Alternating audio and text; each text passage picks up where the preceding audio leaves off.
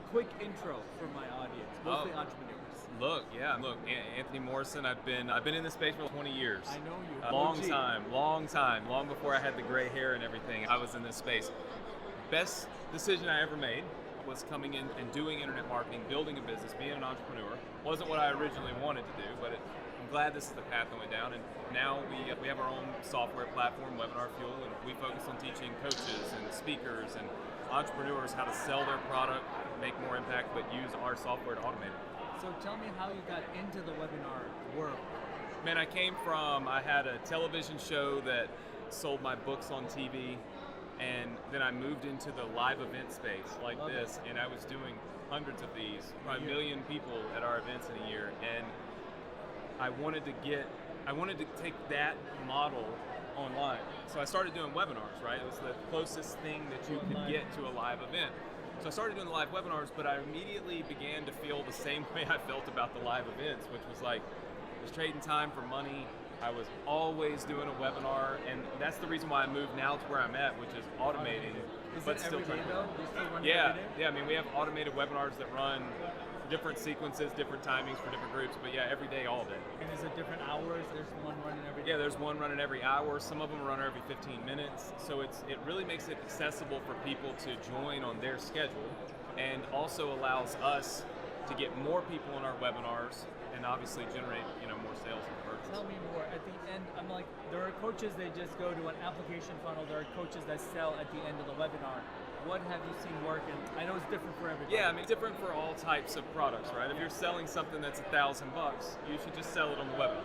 Okay. If your program is $30,000, $25,000, $15,000, well then obviously sending people at the end of a webinar to a book a call funnel is much smarter, or a book a call page, because when you're asking like $15,000, a phone call is not a bad thing. Like doing that right cold, just boom, on a webinar is tough. So it's really price point driven, and that's what determines what our CTA is. Got it. What is the one piece of advice you can give to somebody who's going to start doing webinars today? I would say, first and foremost, you have to do your first webinar to really learn and understand how you're going to feel in certain moments, what your flow is, what's perfect for you, right? I don't know if you were at my talk the other day, but I taught my blueprint, right? That works great for me, but for a lot of people, they change it just a little. It's a framework, but they move the needle on some of those things just a little bit. So I think for beginners, a lot of times they try to get what they want to do and what they want to sell and how they want to present it so perfect into somebody else's framework, they never actually do it because they never actually get started. So film your own webinar, launch it the way you want to do it, see what your conversion rate is, and then start taking little pieces of that webinar and trying to conform it into a blueprint of some kind that somebody else has done and perfected. Because you'll find that maybe out of my 8 points, you only really need 6 that are going to be perfect for you, and the other 2 are your own thing, right? I think too many people try to make it so perfect within a framework, and they never really get started. Do you ever do live webinars anymore? Yeah, I do live webinars. I do a live one every Thursday.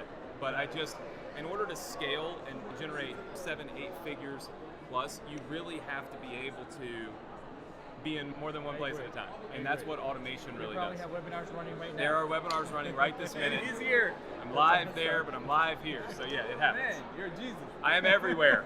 Omnipresent, I as have a Dean says. question for you. What is the biggest mistake people make when they're trying to run webinars? You mean like in their presentation or in their what? Like overall, you're like, man, this guy blew it. Oh, here's another one. You know what I mean? The obvious, the most glaring mistake. Trying to be somebody else. Okay. I think it's people that they get on these webinars and they've watched me do a webinar. They watch Dan Henry or they watch Russell and they try to be them, right? I can't tell you how many people I've seen get on a webinar and talk like this. And I was doing this and I was over there and I went over there and I did this. That's Russell, right? And that works great for Russell, but people can tell when you're not being yourself. And really and truly, when you're asking somebody to buy something on a webinar, you're asking them to invest in you, right? It's not really your product, it's you. And so if they don't feel that you're genuine, if they can't really make a connection with you, it's hard to sell them. So when you try to get on there and you try to be like everybody else that you've seen do, it doesn't work. Like some of the best webinars I ever did were my first ones.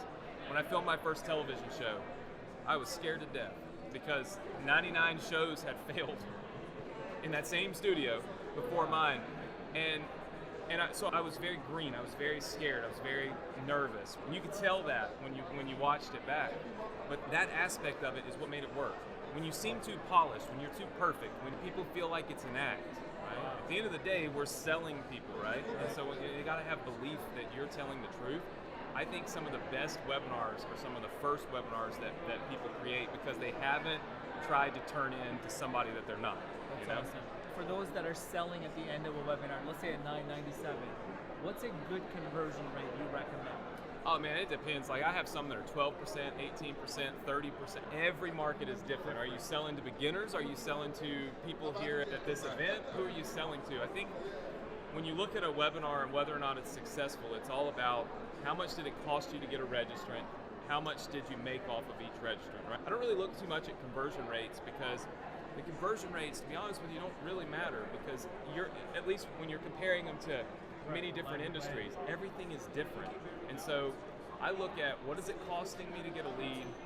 What do I make on this webinar per lead, per registrant? That's the number I really focus on. And that number is going to change from industry to industry, right? It might only make $3 a registrant, but it's only costing me 50 cents. You know? And another one, it might cost me $12, but I make 18. So it's all about just watching your ROAS. What's it costing you to get a lead? What's it cost? What kind of revenue are you making? That's fantastic. Thank you so much, Anthony. Absolutely. Absolutely.